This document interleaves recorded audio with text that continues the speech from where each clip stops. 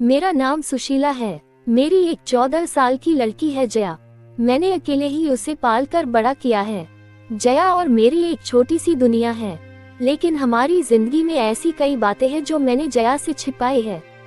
जया अपना स्कूल जाती है और मैं अपना छोटा सा पार्लर चलाती हूँ। जिंदगी हम दोनों की आराम से कट रही है। हमें एक दूसरे के अलावा कभी किसी की जरूरत नहीं पड़ी, लेकिन उस दिन के बाद शायद हमारी जिंदगी में फिर कोई आने वाला था। मैं पार्लर का सामान लाने के लिए शहर गई थी। जया को साथ नहीं ले गई थी, वो घर पर ही थी। जिंदगी में ऐसा होता है, कभी कभी अचानक ही हमें कुछ सरप्राइज दे देती है।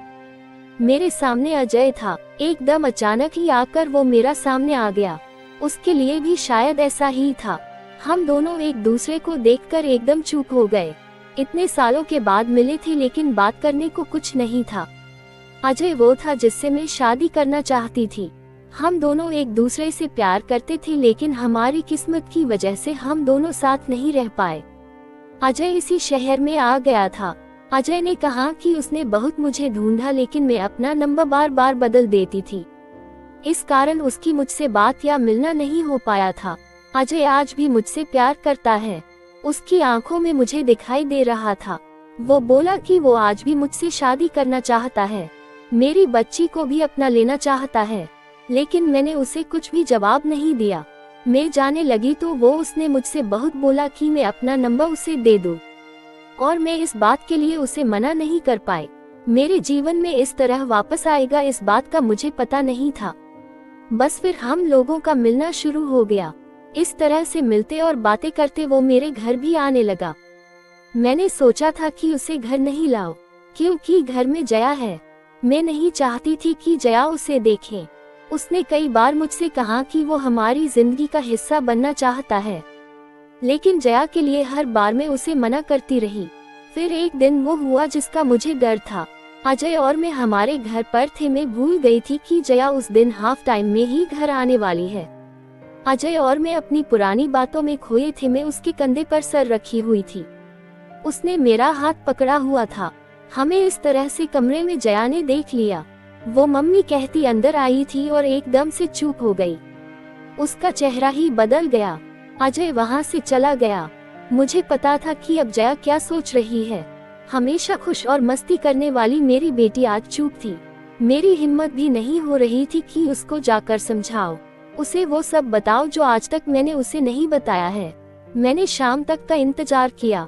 जया बहुत ही अच्छी बच्ची है। उसने खुद आकर मुझसे बात की। उसने पूछा ये कौन थे, अगर आप मुझसे कुछ बात करना चाहती है तो कर सकती है। जया ने फिर मुझसे पूछा आपने जो आज तक कहा वो मैंने माना है। मुझे लगा कि आप हमेशा मुझे सच बताती है और मुझसे कुछ छिपाती नहीं है। मैं चाहती हूँ कि आप मुझे इस बारे में भी बताएं, आप अपना फैसला ले सकती है।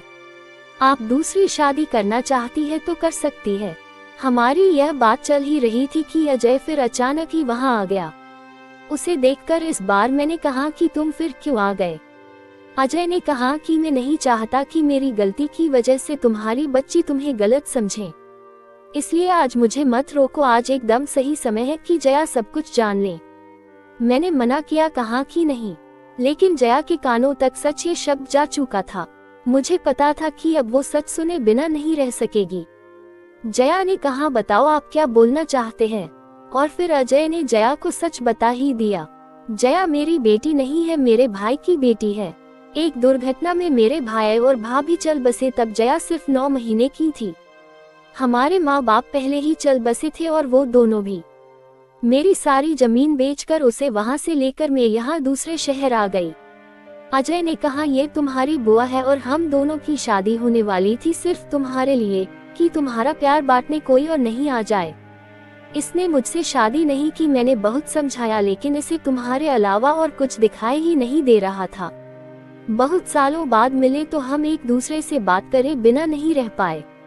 मैं इसे आज भी कह रहा हूँ, लेकिन अभी भी यह मना करती है।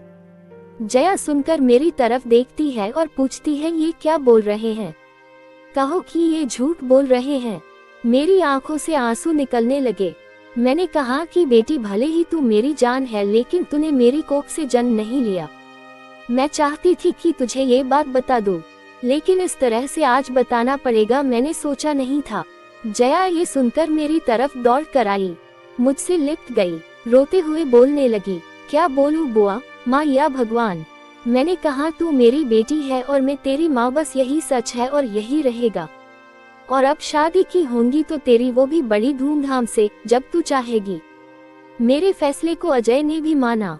आखिर मैं अकेली नहीं थी जो बिना शादी उम्र निकाल रही थी, उसने भी ऐसा ही किया था। जया ने फिर कई बार कहा कि आप लोग शादी कर लो, लेकिन मैंने कहा अब तूने हमें मान लिया और जान लिया, बस हमारी तपस्या सफल और कुछ हमें नहीं चाहिए। तो दोस्तों, आपको ये कहानी कैसी लगी कमेंट करके जरूर बताना।